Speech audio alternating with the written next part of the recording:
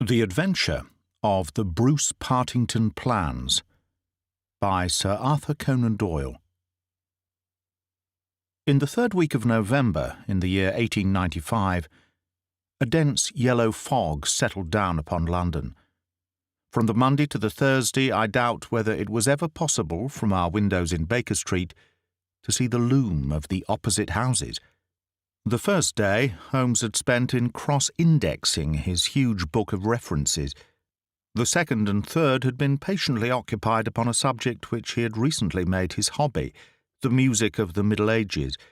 But when, for the fourth time, after pushing back our chairs from breakfast, we saw the greasy, heavy brown swirl still drifting past us and condensing in oily drops upon the window panes, my comrade's impatient and active nature could endure this drab existence no longer. He paced restlessly about our sitting-room, in a fever of suppressed energy, biting his nails, tapping the furniture, and chafing against inaction. "Nothing of interest in the paper, Watson?" he said. I was aware that by anything of interest, Holmes meant anything of criminal interest.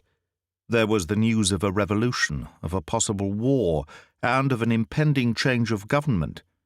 But these did not come within the horizon of my companion. I could see nothing recorded in the shape of crime which was not commonplace and futile. Holmes groaned and resumed his restless meanderings. "The London criminal is certainly a dull fellow," said he, in the querulous voice of the sportsman whose game has failed him. "Look out this window, Watson. See how the figures loom up, are dimly seen, and then blend once more into the cloud bank. The thief or the murderer could roam London on such a day as the tiger does the jungle, unseen until he pounces, and then evident only to his victim. There have," said I, "been numerous petty thefts." Holmes snorted his contempt. "This great and sombre stage is set for something more worthy than that," said he. "It is fortunate for this community that I am not a criminal." "It is indeed," said I heartily. "Suppose that I were Brooks or Woodhouse, or any of the 50 men who have good reason for taking my life. How long could I survive against my own pursuit? A summons, a bogus appointment, and all would be over. It is well they don't have days of fog in the Latin countries, the countries of assassination. By Jove, here comes something at last to break our dead monotony." It was the maid with a telegram. Holmes tore it open and burst out laughing. "Well, well, what next?" said he. "My brother Mycroft is coming round." "Why not?" I asked. "Why not? It is as if you met a tram-car coming down a country lane. Mycroft has his rails, and he runs on them. His Pall Mall lodgings, the Diogenes Club, Whitehall, that is his cycle. Once, and only once, has he been here. What upheaval can possibly have derailed him? Does he not explain?" Holmes handed me his brother's telegram. "Must see you over Cadogan West. Coming at once. Mycroft." Cadogan West. I've heard the name. It recalls nothing to my mind, but that Mycroft should break out in this erratic fashion. A planet might as well leave its orbit. By the way, do you know what Mycroft is?" I had some vague recollection of an explanation at the time of the adventure of the Greek interpreter. "You told me that he had some small office under the British government." Holmes chuckled. "I did not know you quite so well in those days. One has to be discreet when one talks of high matters of state. You are right in thinking that he is under the British government. You would also be right, in a sense, if you said that occasionally he is the British government." "My dear Holmes, I thought I might surprise you. Mycroft draws £450 a year, remains a subordinate, has no ambitions of any kind, will receive neither honour nor title, but remains the most indispensable man in the country. But how? Well, his position is unique. He has made it for himself. There has never been anything like it before, nor will be again. He has the tidiest and most orderly brain, with the greatest capacity for storing facts of any man living. The same great powers which I have turned to the detection of crime he has used for this particular business. The conclusions of every department are passed to him, and he is the central exchange, the clearing-house which makes out the balance. All other men are specialists, but his specialism is omniscience.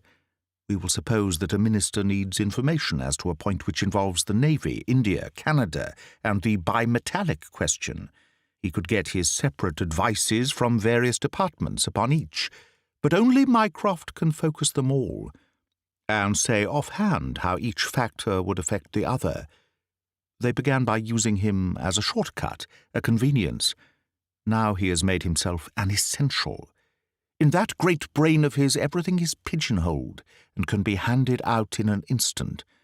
Again and again his word has decided the national policy. He lives in it. He thinks of nothing else, save when, as an intellectual exercise, he unbends if I call upon him and ask him to advise me on one of my little problems. But Jupiter is descending today. What on earth can it mean? Who is Cadogan West, and what is he to Mycroft? I have it, I cried, and plunged among the litter of the papers upon the sofa. Yes, here he is, sure enough. Cadogan West was the young man who was found dead on the Underground on Tuesday morning. Holmes sat up at attention, his pipe halfway to his lips. This must be serious, Watson. A death which has caused my brother to alter his habits can be no ordinary one. What in the world can he have to do with it? The case was featureless, as I remember it. The young man had apparently fallen out of the train and killed himself. He had not been robbed, and there was no particular reason to suspect violence. Is that not so? There has been an inquest, said I, and a good many fresh facts have come out. Looked at more closely, I should certainly say that it was a curious case.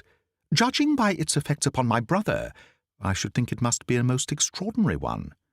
He snuggled down in his armchair. Now, Watson, let us have the facts. The man's name was Arthur Cadogan West. He was 27 years of age, unmarried, and a clerk at Woolwich Arsenal. Government employ.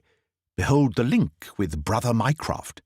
He left Woolwich suddenly on Monday night, was last seen by his fiancée, Miss Violet Westbury, whom he left abruptly in the fog about 7:30 that evening. There was no quarrel between them, and she can give no motive for his action. The next thing heard of him was when his dead body was discovered by a plate-layer named Mason just outside Aldgate Station on the Underground system in London. When? The body was found at 6 on Tuesday morning. It was lying wide of the metals upon the left hand of the track as one goes eastward, at a point close to the station, where the line emerges from the tunnel in which it runs. The head was badly crushed, an injury which might well have been caused by a fall from the train. The body could only have come on the line in that way. Had it been carried down from any neighbouring street, it must have passed the station barriers, where a collector is always standing. This point is absolutely certain. Very good. The case is definite enough. The man, dead or alive, either fell or was precipitated from a train. So much is clear to me. Continue. The trains which traverse the lines of rail beside which the body was found are those which run from west to east, some being purely metropolitan, and some from Willesden and outlying junctions. It can be stated for certain that this young man, when he met his death, was travelling in this direction at some late hour of the night. But at what point he entered the train it is impossible to state. His ticket, of course, would show that. There was no ticket in his pockets. No ticket? Dear me, Watson, this is really very singular. According to my experience, it is not possible to reach the platform of a metropolitan train without exhibiting one's ticket. Presumably, then, the young man had one. Was it taken from him in order to conceal the station from which he came? It is possible. Or did he drop it in the carriage? That is also possible, but the point is of curious interest. I understand there was no sign of robbery? Apparently not. There is a list here of his possessions. His purse contained £2.15. He had also a cheque-book on the Woolwich branch of the Capital and Counties Bank. Through this his identity was established. There were also 2 dress circle tickets for the Woolwich Theatre, dated for that very evening.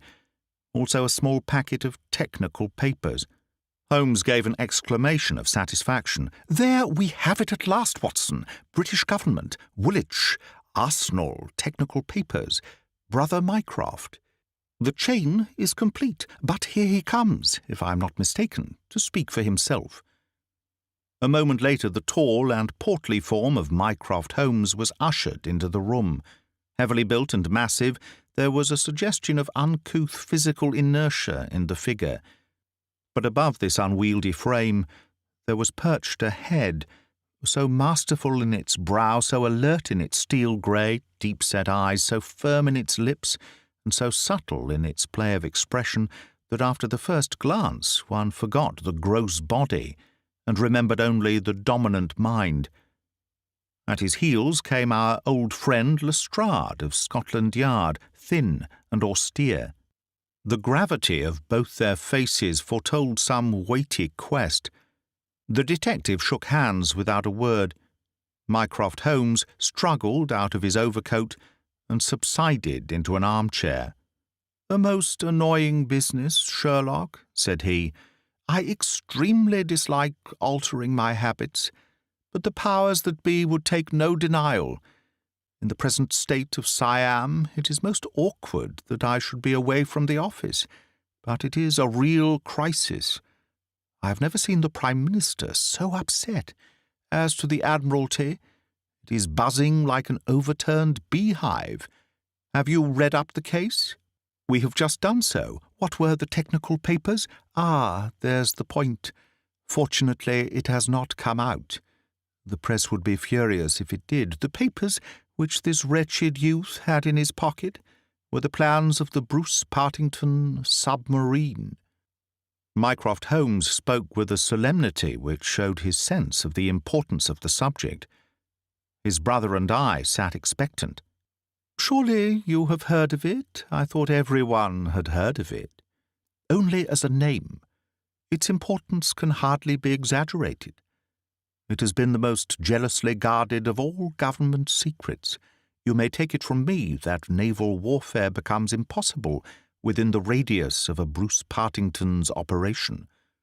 2 years ago, a very large sum was smuggled through the estimates and was expended in acquiring a monopoly of the invention. Every effort has been made to keep the secret. The plans, which are exceedingly intricate, comprising some 30 separate patents, each essential to the working of the whole, are kept in an elaborate safe in a confidential office adjoining the arsenal, with burglar-proof doors and windows. Under no conceivable circumstances were the plans to be taken from the office. If the chief constructor of the Navy desired to consult them, even he was forced to go to the Woolwich office for the purpose. And yet here we find them, in the pocket of a dead junior clerk in the heart of London. From an official point of view, it's simply awful." "But you have recovered them." "No, Sherlock, no, that's the pinch. We have not. 10 papers were taken from Woolwich. There were 7 in the pocket of Cadogan West. The 3 most essential are gone, stolen, vanished. You must drop everything, Sherlock. Never mind your usual petty puzzles of the police court. It's a vital international problem that you have to solve. Why did Cadogan West take the papers? Where are the missing ones? How did he die? How came his body where it was found? How can the evil be set right? Find an answer to all these questions, and you will have done good service for your country. Why do you not solve it yourself, Mycroft? You can see as far as I." "Possibly, Sherlock, but it is a question of getting details. Give me your details, and from an armchair I will return you an excellent expert opinion. But to run here and run there, to cross-question railway guards, and lie on my face with a lens to my eye, it is not my métier. No, you are the one man who can clear the matter up. If you fancy to see your name in the next honours list—" My friend smiled and shook his head. "I play the game for the game's own sake," said he. "But the problem certainly presents some points of interest, and I shall be very pleased to look into it. Some more facts, please." I have jotted down the more essential ones upon this sheet of paper, together with a few addresses which you will find of service. The actual official guardian of the papers is the famous government expert Sir James Walter, whose decorations and subtitles fill 2 lines of a book of reference. He has grown grey in the service, is a gentleman, a favoured guest in the most exalted houses, and, above all, a man whose patriotism is beyond suspicion. He is one of 2 who have a key of the safe. I may add that the papers were undoubtedly in the office during working hours on Monday, and that Sir James left for London about 3 o'clock, taking his key with him. He was at the house of Admiral Sinclair at Berkeley Square during the whole of the evening when this incident occurred. Has the fact been verified? Yes. His brother, Colonel Valentine Walter, has testified to his departure from Woolwich, and Admiral Sinclair to his arrival in London. So Sir James is no longer a direct factor in the problem. Who was the other man with a key? The senior clerk and draftsman, Mr. Sidney Johnson. He is a man of 40, married, with 5 children.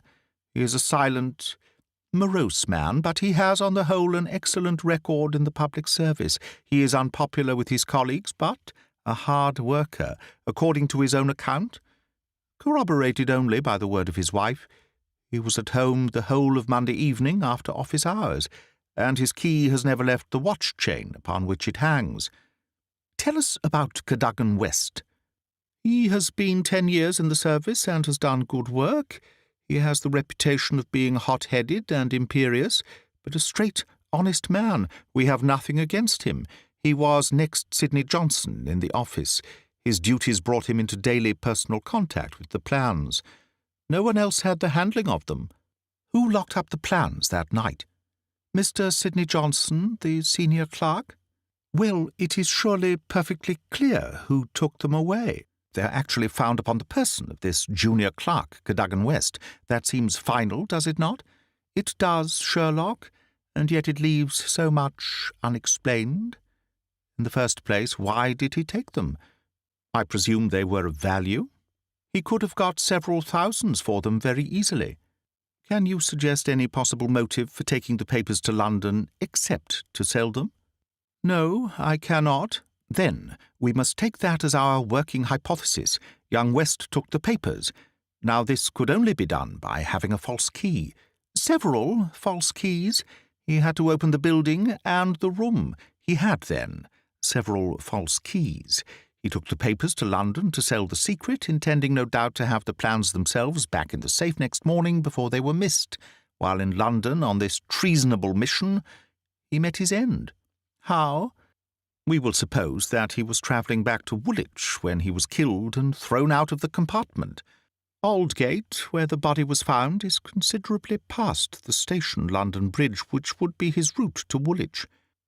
Many circumstances could be imagined under which he would pass London Bridge. There was someone in the carriage, for example, with whom he was having an absorbing interview. This interview led to a violent scene in which he lost his life. Possibly he tried to leave the carriage, fell out on the line, and so met his end. The other closed the door. There was a thick fog, and nothing could be seen. No better explanation can be given with our present knowledge, and yet consider, Sherlock, how much you leave untouched. We will suppose for argument's sake that young Cadogan West had determined to convey these papers to London. He would naturally have made an appointment with the foreign agent and kept his evening clear. Instead of that, he took 2 tickets for the theatre, escorted his fiancée halfway there, and then suddenly disappeared. "A blind," said Lestrade, who had sat listening with some impatience to the conversation. "A very singular one. That is objection number 1. Objection number 2. We will suppose that he reaches London and sees the foreign agent. He must bring back the papers before morning, or the loss will be discovered. He took away 10. Only 7 were in his pocket. What had become of the other 3? He certainly would not leave them of his own free will. Then again, where is the price of his treason? One would have expected to find a large sum of money in his pocket." "It seems to me perfectly clear," said Lestrade. "I have no doubt at all as to what occurred. He took the papers to sell them. He saw the agent. They could not agree as to price. He started home again, but the agent went with him. In the train, the agent murdered him, took the more essential papers, and threw his body from the carriage. That would account for everything, would it not?" "Why had he no ticket?" "The ticket would have shown which station was nearest the agent's house. Therefore he took it from the murdered man's pocket." "Good, Lestrade, very good," said Holmes. "Your theory holds together, but if this is true, then the case is at an end. On the other hand, the traitor is dead. On the other, the plans of the Bruce Partington submarine are presumably already on the continent. What is there for us to do?" "To act, Sherlock, to act!" cried Mycroft, springing to his feet. "All my instincts are against this explanation. Use your powers. Go to the scene of the crime. See the people concerned. Leave no stone unturned. In all your career you have never had so great a chance of serving your country." "Well, well," said Holmes, shrugging his shoulders. "Come, Watson, and you, Lestrade, could you favour us with your company for an hour or two? We will begin our investigation by a visit to Aldgate Station. Good-bye, Mycroft.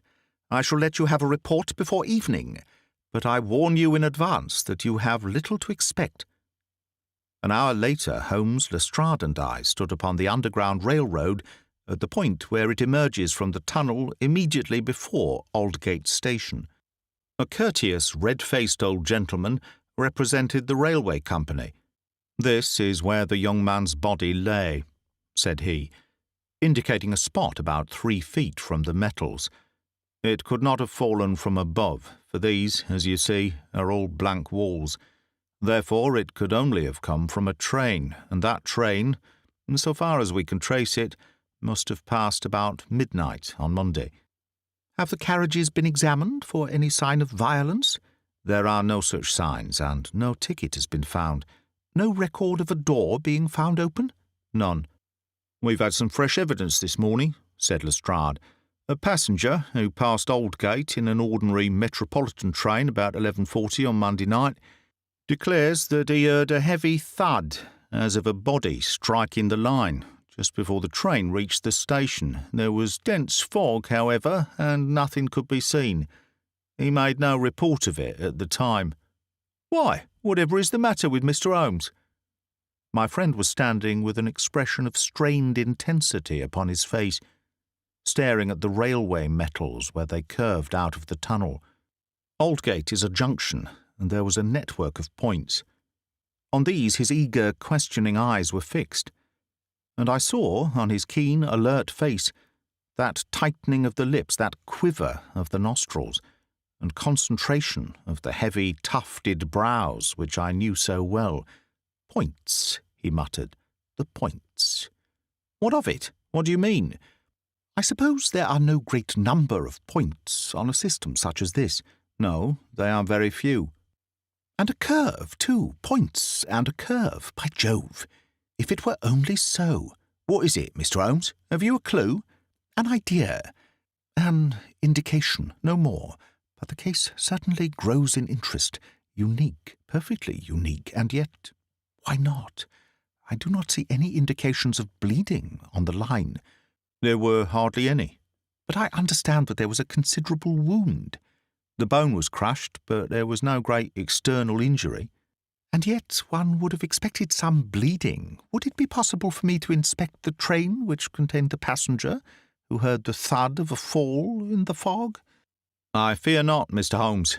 The train has been broken up before now, and the carriages redistributed. I can assure you, Mr. Holmes," said Lestrade, "that every carriage has been carefully examined. I saw to it myself." It was one of my friend's most obvious weaknesses that he was impatient with less alert intelligences than his own.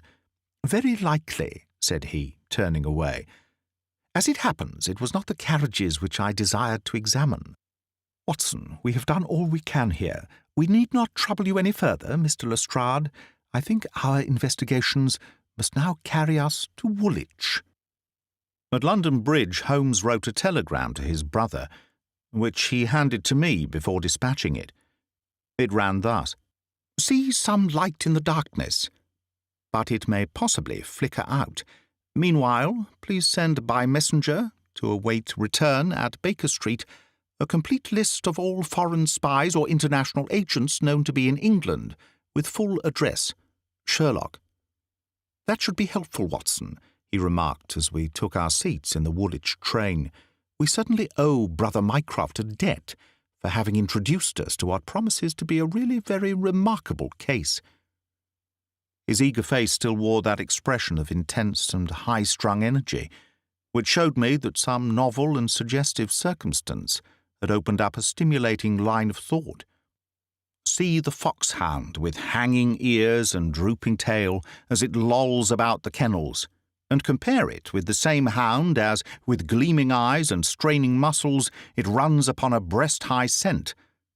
Such was the change in Holmes since the morning. He was a different man from the limp and lounging figure in the mouse-coloured dressing-gown who had prowled so restlessly only a few hours before round the fog-girt room.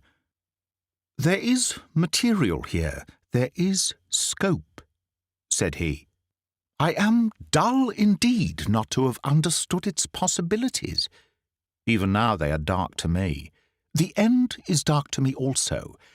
But I have hold of one idea which may lead us far. The man met his death elsewhere, and his body was on the roof of a carriage. On the roof! Remarkable, is it not? But consider the facts. Is it a coincidence that it is found at the very point where the train pitches and sways as it comes round on the points? Is not that the place where an object upon the roof might be expected to fall off? The points would affect no object inside the train. Either the body fell from the roof, or a very curious coincidence has occurred. But now consider the question of the blood. Of course, there was no bleeding on the line if the body had bled elsewhere. Each fact is suggestive in itself. Together they have a cumulative force. "And the ticket, too," I cried. "Exactly. We could not explain the absence of a ticket. This would explain it. Everything fits together. But suppose it were so, we are still as far as ever from unravelling the mystery of his death. Indeed, it becomes not simpler, but stranger, perhaps," said Holmes thoughtfully. "Perhaps." He relapsed into a silent reverie, which lasted until the slow train drew up at last in Woolwich Station. There he called a cab and drew Mycroft's paper from his pocket. "We have quite a little round of afternoon calls to make," said he. "I think that Sir James Walter claims our first attention." The house of the famous official was a fine villa with green lawns stretching down to the Thames. As we reached it, the fog was lifting, and a thin watery sunshine was breaking through. A butler answered our ring.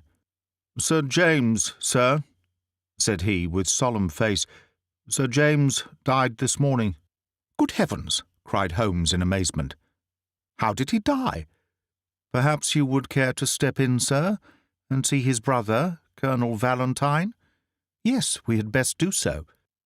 We were ushered into a dim-lit drawing-room, where an instant later we were joined by a very tall, handsome, light-bearded man of 50. The younger brother of the dead scientist. His wild eyes, stained cheeks, and unkempt hair all spoke of the sudden blow which had fallen upon the household. He was hardly articulate as he spoke of it. "It was this horrible scandal," said he. "My brother, Sir James, was a man of very sensitive honour, and he could not survive such an affair. It broke his heart. He was always so proud of the efficiency of his department, and this was a crushing blow. We had hoped that he might have given us some indications which would have helped us to clear the matter up. I assure you that it was all a mystery to him, as it is to you and to all of us. He had already put all his knowledge at the disposal of the police. Naturally, he had no doubt that Cadogan West was guilty. But all the rest was inconceivable. You cannot throw any new light upon the affair?" "I know nothing myself, save what I have read or heard. I have no desire to be discourteous. But you can understand, Mr. Holmes, that we are much disturbed at present. and I must ask you to hasten this interview to an end."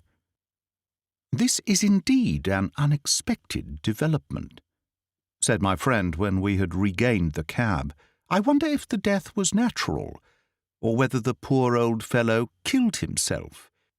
If the latter, may it be taken as some sign of self-reproach for duty neglected? We must leave that question to the future. Now we shall turn to the Cadogan Wests." A small but well-kept house in the outskirts of the town sheltered the bereaved mother. The old lady was too dazed with grief to be of any use to us, but at her side was a white-faced young lady who introduced herself as Miss Violet Westbury, the fiancée of the dead man and the last to see him upon that fatal night. "I cannot explain it, Mr. Holmes," she said. "I have not shut an eye since the tragedy, thinking night and day what the true meaning of it can be. Arthur was the most single-minded, chivalrous, patriotic man upon earth. He would have cut his right hand off before he would sell a state secret, confided to his keeping. It is absurd, impossible, preposterous to anyone who knew him. But the facts, Miss Westbury, yes, I admit I cannot explain them. Was he in any want of money?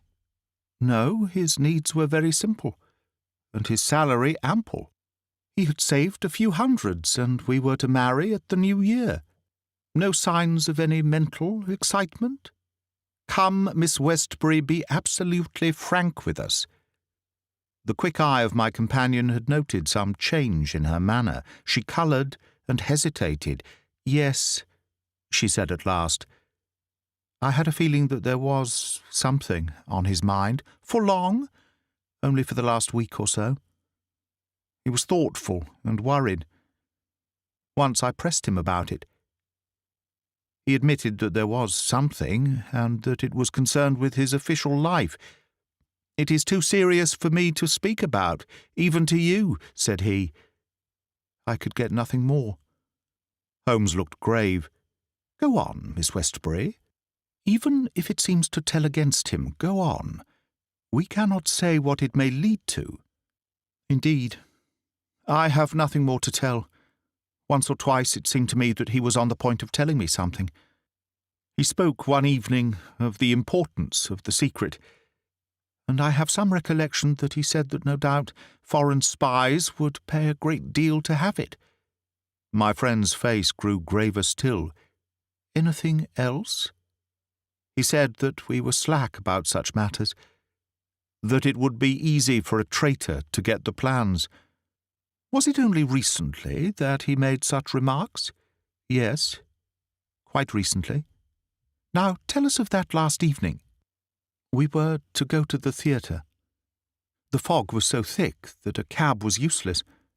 We walked, and our way took us close to the office. Suddenly he darted away into the fog, without a word. He gave an exclamation, that was all. I waited, but he never returned. Then I walked home. Next morning, after the office opened, they came to inquire. About 12 o'clock we heard the terrible news. Oh, Mr. Holmes, if you could only save his honour! It was so much to him." Holmes shook his head sadly. "Come, Watson," said he, "our ways lie elsewhere. Our next station must be the office from which the papers were taken. It was black enough before against this young man, but our inquiries make it blacker," he remarked as the cab lumbered off. "His coming marriage gives a motive for the crime. He naturally wanted money. The idea was in his head since he spoke about it. He nearly made the girl an accomplice in the treason by telling her his plans. It is all very bad. But surely Holmes' character goes for something. Then again, why should he leave the girl in the street and dart away to commit a felony? Exactly. There are certainly objections.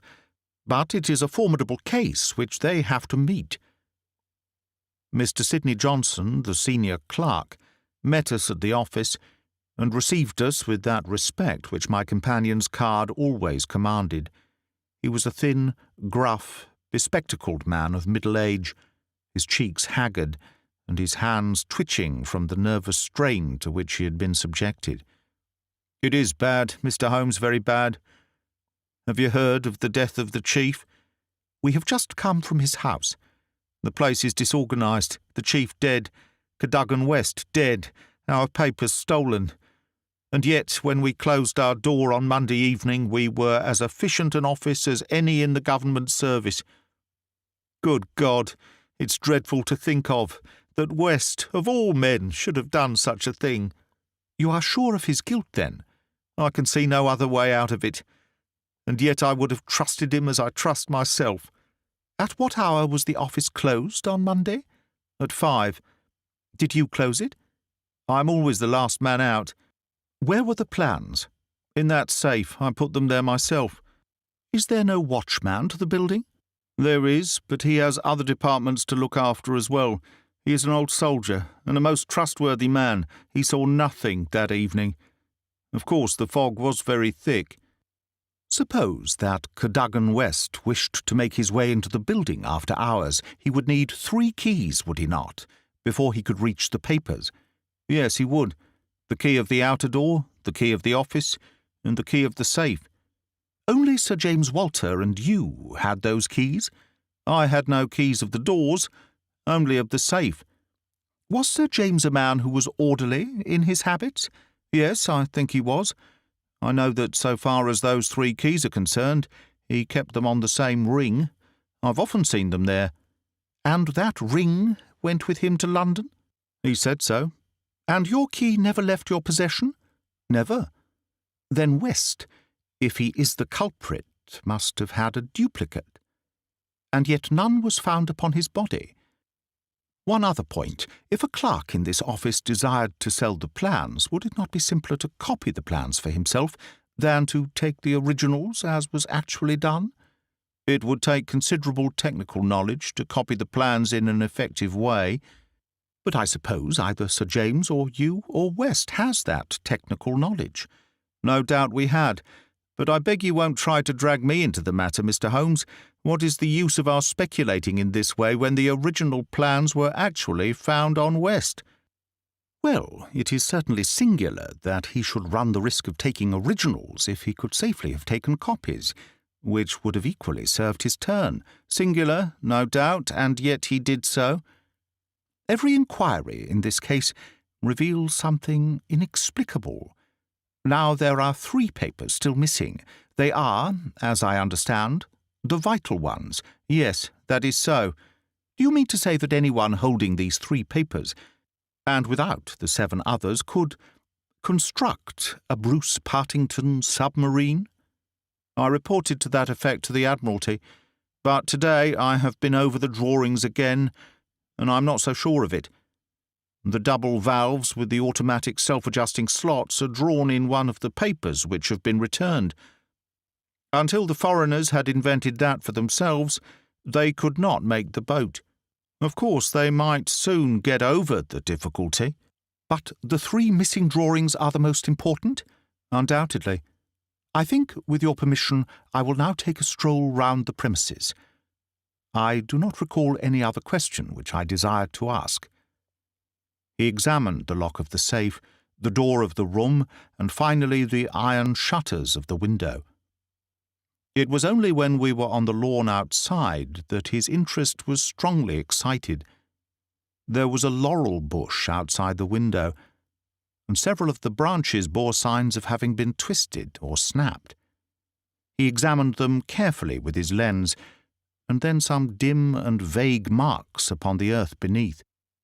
Finally, he asked the chief clerk to close the iron shutters, and he pointed out to me that they hardly met in the centre, and that it would be possible for anyone outside to see what was going on within the room. "The indications are ruined by 3 days' delay.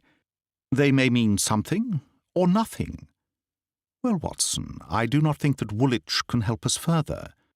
It is a small crop which we have gathered. Let us see if we can do better in London."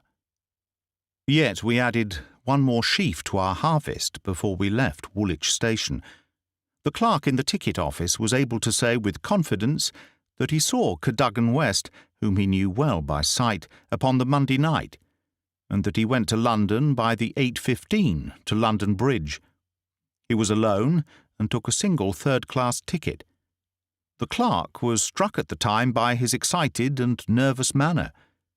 So shaky was he that he could hardly pick up his change, and the clerk had helped him with it. A reference to the timetable showed that the 8:15 was the first train which it was possible for West to take after he had left the lady about 7:30. "Let us reconstruct, Watson," said Holmes after half an hour of silence. "I am not aware that in all our joint researches we have ever had a case which was more difficult to get at. Every fresh advance which we make only reveals a fresh ridge beyond.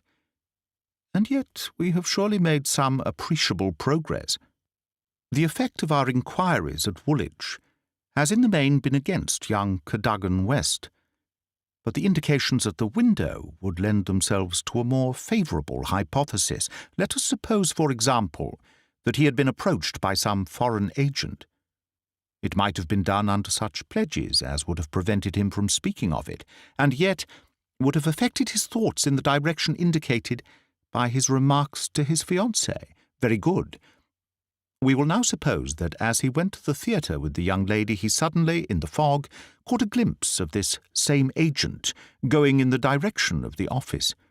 He was an impetuous man, quick in his decisions. Everything gave way to his duty. He followed the man, reached the window, saw the abstraction of the documents, and pursued the thief. In this way we get over the objection that no one would take originals when he could make copies. This outsider had to take originals. So far it holds together. What is the next step? Then we come into difficulties.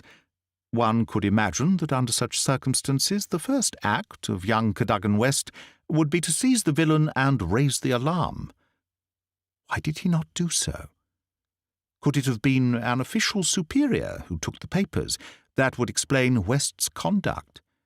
Or could the chief have given West the slip in the fog, and West started at once to London to head him off from his own rooms, presuming that he knew where the rooms were? The call must have been very pressing, since he left his girl standing in the fog and made no effort to communicate with her. Our scent runs cold here, and there is a vast gap between either hypothesis and the laying of West's body, with 7 papers in his pocket, on the roof of a metropolitan train. My instinct now is to work from the other end. If Mycroft has given us the list of addresses, we may be able to pick our man and follow 2 tracks instead of 1. Surely enough, a note awaited us at Baker Street. A government messenger had brought it post-haste. Holmes glanced at it and threw it over to me. "There are numerous small fry, but few who would handle so big an affair. The only men worth considering are Adolphe Mayer, of 13 Great George Street, Westminster, Louis de Rothière, of Camden Mansions, Notting Hill, and Hugo Oberstein, 13 Caulfield Gardens, Kensington. The latter was known to be in town on Monday and is now reported as having left. Glad to hear you have seen some light. The Cabinet awaits your final report with the utmost anxiety. Urgent representations have arrived from the very highest quarter. The whole force of the state is at your back, if you should need it. Mycroft." "I'm afraid," said Holmes, smiling, "that all the Queen's horses and all the Queen's men cannot avail in this matter." He had spread out his big map of London and leaned eagerly over it. "Well, well," said he presently, with an exclamation of satisfaction, "things are turning a little in our direction at last. Why, Watson, I do honestly believe that we are going to pull it off after all." He slapped me on the shoulder with a sudden burst of hilarity. "I am going out now. It is only a reconnaissance. I will do nothing serious without my trusted comrade and biographer at my elbow. Do you stay here, and the odds are that you will see me again in an hour or 2. If time hangs heavy, get foolscap and a pen, and begin your narrative of how we saved the state." I felt some reflection of his elation in my own mind. for I knew well that he would not depart so far from his usual austerity of demeanour unless there was good cause for exultation. All the long November evening I waited, filled with impatience for his return. At last, shortly after 9 o'clock, there arrived a messenger with a note. "Am dining at Goldini's restaurant, Gloucester Road, Kensington. Please come at once and join me there. Bring with you a jemmy, a dark lantern, a chisel, and a revolver. S.H." It was a nice equipment for a respectable citizen to carry through the dim, fog-draped streets. I stowed them all discreetly away in my overcoat and drove straight to the address given. There sat my friend at a little round table near the door of the garish Italian restaurant. "Have you had something to eat? Then join me in a coffee and curaçao. Try one of the proprietor's cigars. They are less poisonous than one would expect. Have you the tools?" "They're here, in my overcoat." "Excellent. Let me give you a short sketch of what I have done, with some indication of what we are about to do. Now, it must be evident to you, Watson, that this young man's body was placed on the roof of the train. That was clear from the instant that I determined the fact that it was from the roof and not from a carriage that he had fallen. Could it not have been dropped from a bridge? I should say it was impossible. If you examine the roofs, you will find that they are slightly rounded, and there is no railing round them. Therefore, we can say for certain that young Cadogan West was placed on it. How could he be placed there? That was the question which we had to answer. There is only one possible way. You are aware that the underground runs clear of tunnels at some points in the West End. I had a vague memory that, as I have travelled by it, I have occasionally seen windows just above my head. Now suppose that a train halted under such a window. Would there be any difficulty in laying a body upon the roof? It seems most improbable.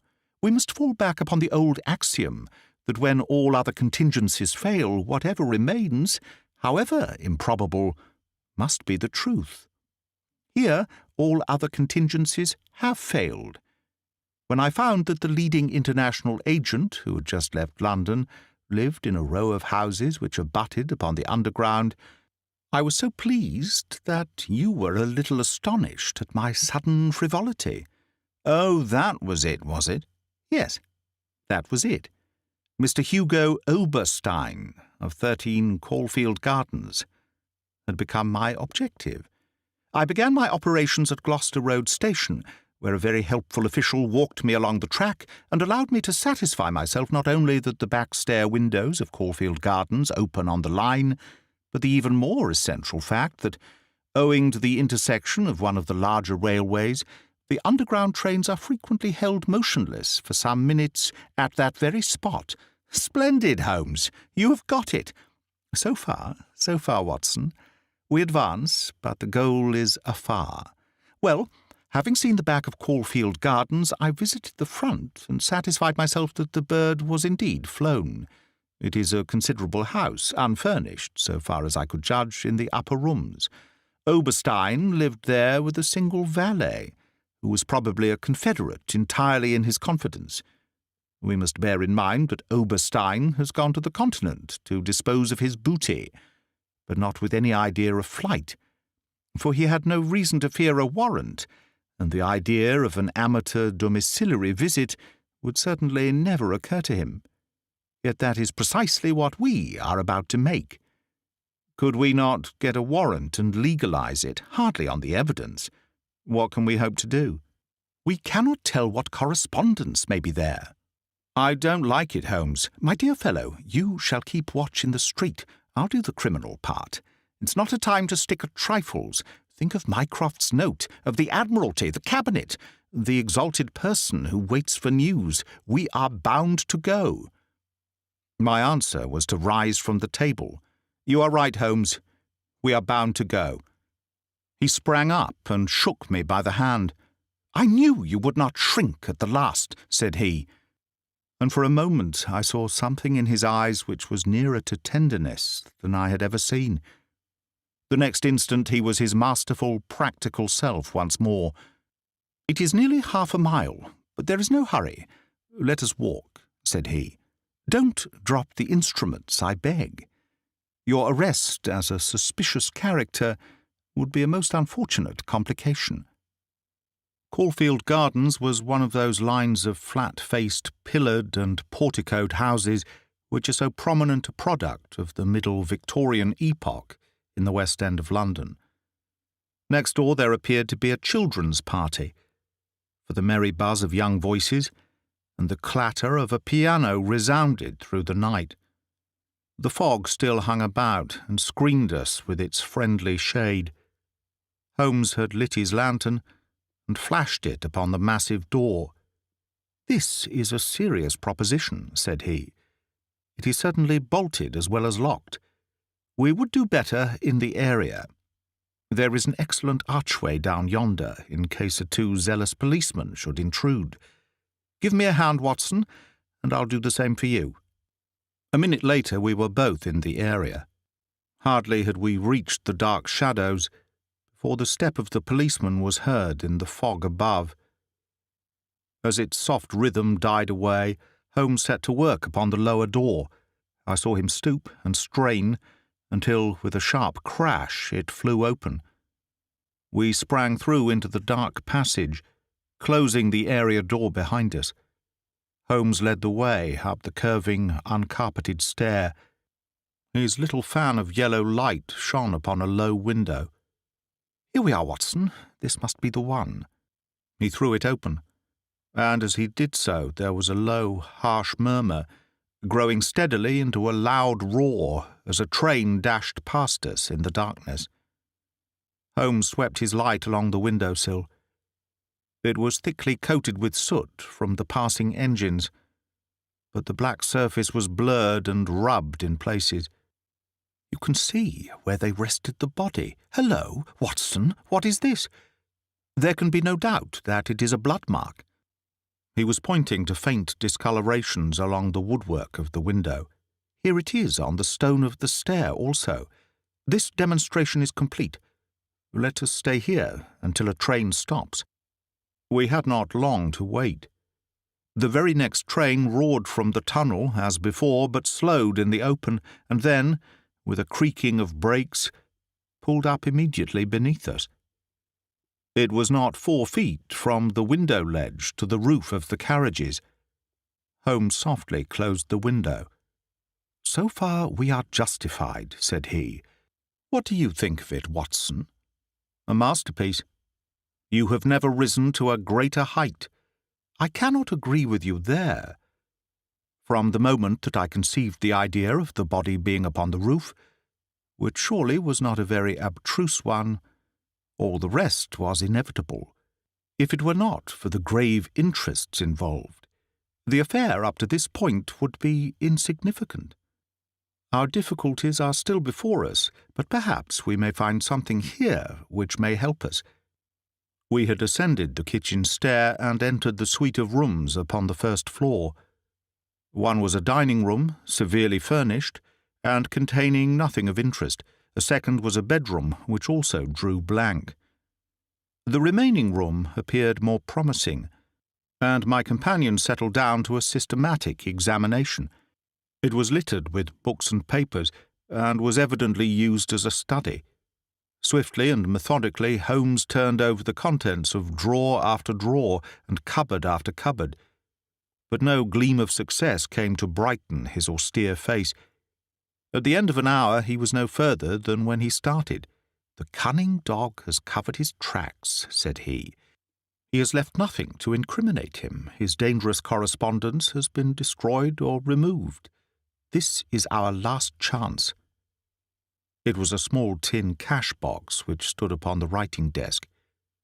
Holmes pried it open with his chisel. Several rolls of paper were within, covered with figures and calculations, without any note to show to what they referred. The recurring words, water pressure and pressure to the square inch, suggested some possible relation to a submarine. Holmes tossed them all impatiently aside. There only remained an envelope with some small newspaper slips inside it. He shook them out on the table, and at once I saw by his eager face that his hopes had been raised. "What's this, Watson, eh? What's this? Record of a series of messages in the advertisements of a paper. Daily Telegraph agony column by the print and paper. Right-hand top corner of a page. No dates, but messages arranged themselves. This must be the first. Hoped to hear sooner. Terms agreed to. Write fully to address given on card. Pierrot. Next comes, too complex for description. Must have full report. Stuff awaits you when goods delivered. Pierrot. Then comes, matter presses. Must withdraw offer unless contract completed. Make appointment by letter. Will confirm by advertisement. Pierrot. Finally, Monday night after 9, 2 taps, only ourselves. Do not be so suspicious. Payment in hard cash when goods delivered. Pierrot. A fairly complete record, Watson. If we could only get at the man at the other end. He sat lost in thought, tapping his fingers on the table. Finally he sprang to his feet. Well, perhaps it won't be so difficult after all. There is nothing more to be done here, Watson. I think we might drive round to the offices of the Daily Telegraph, and so bring a good day's work to a conclusion. Mycroft Holmes and Lestrade had come round by appointment after breakfast next day, and Sherlock Holmes had recounted to them our proceedings of the day before. The professional shook his head over our confessed burglary. "We can't do these things in the force, Mr. Holmes," said he. "No wonder you get results that are beyond us. But some of these days you'll go too far, and you'll find yourself and your friend in trouble. For England, home and beauty, eh, Watson? Martyrs on the altar of our country. But what do you think of it, Mycroft? Excellent, Sherlock, admirable. But what use will you make of it?"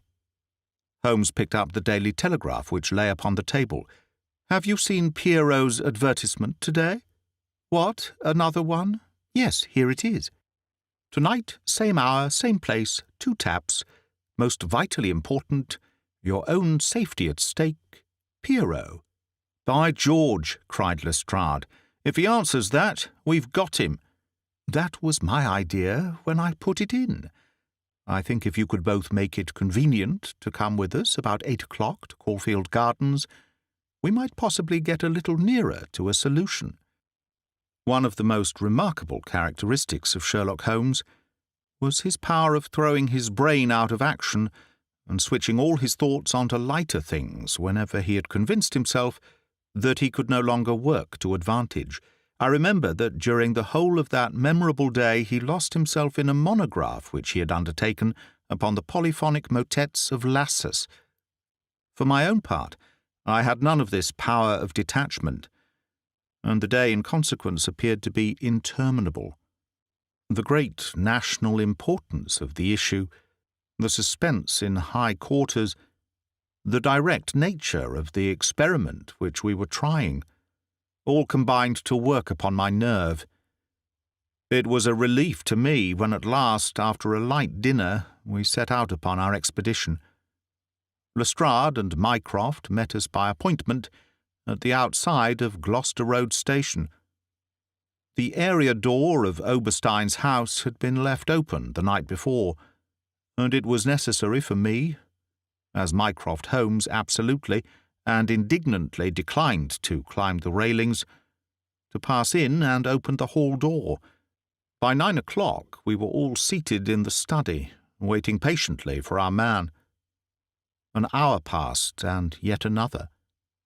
When 11 struck, the measured beat of the great church clock seemed to sound the dirge of our hopes. Lestrade and Mycroft were fidgeting in their seats, and looking twice a minute at their watches.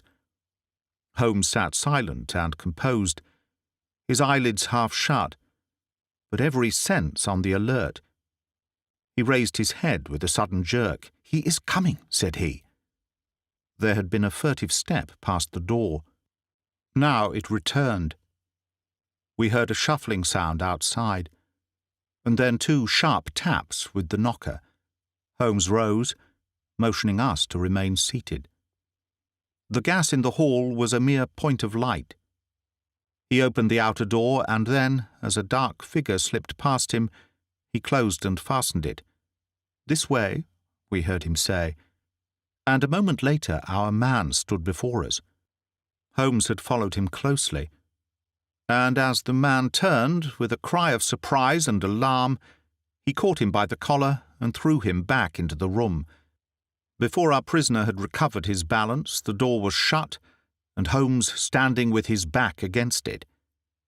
The man glared round him, staggered, and fell senseless upon the floor.